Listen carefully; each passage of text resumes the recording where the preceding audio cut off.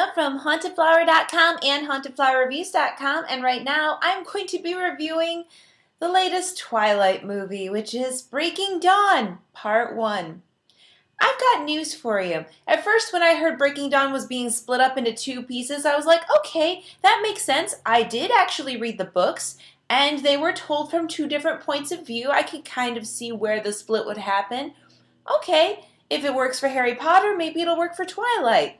Wrong! Wrong, good sir. The problem is that Harry Potter is a novel with really well-developed characters and a whole lot of stuff going on, over hundreds and hundreds of pages. Breaking Dawn is not. Let's just say that this movie is padded with so many longing glances and sighs and mopey looks that I just want to punch someone. A little bit about the actors. Kristen Stewart plays Bella Swan. Okay, I've seen her act in other films. I know she can act. So why isn't she? Why does she have a mopey look on her face? There's a great quote in the movie where she's like, couldn't you tell how happy I was like 10 seconds ago?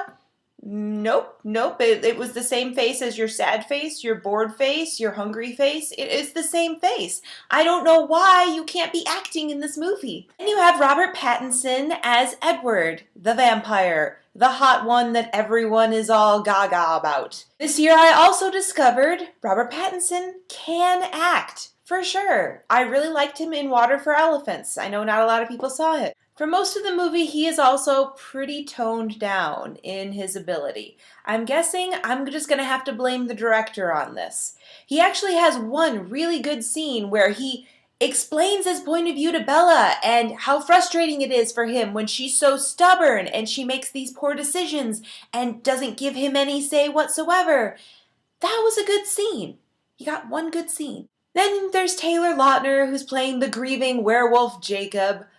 Oh my gosh, he got the short end of the stick in this movie. Granted, we all knew he wasn't going to end up with Bella. There's all this stuff in the trailer about the wedding if you hadn't read the book already, which most of us who went to see the movie probably did. He has the shortest arc ever to have his alpha battle, and when it happens, oh, it's cringeworthy. The alpha battle is so lame. It's like some sort of CGI kids movie where wolves start talking to each other.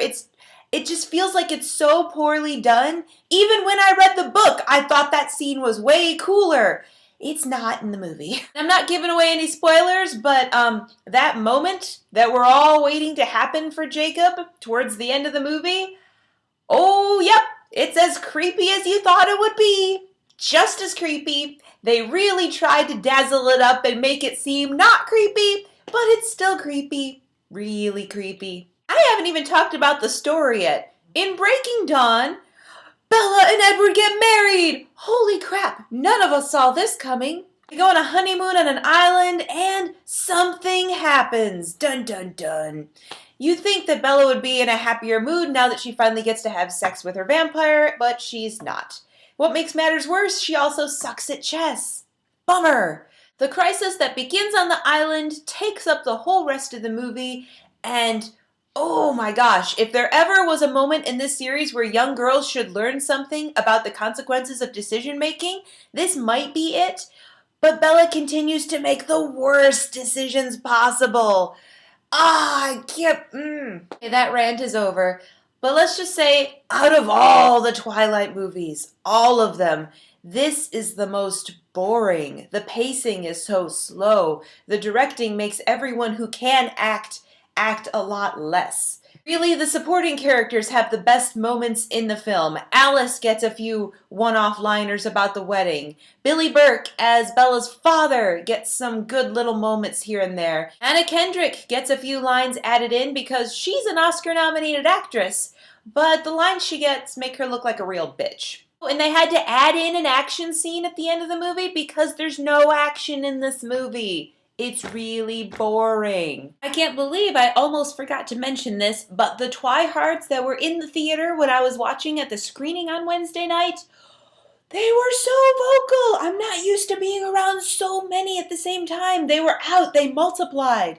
And every time Edward comes on the screen, a sea of sighing, preemptive laughing before someone can say the funny line that they're anticipating, and the crying.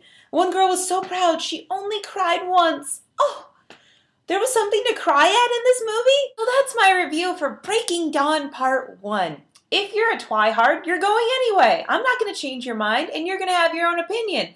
But my opinion, I did read the books. I've seen the movies.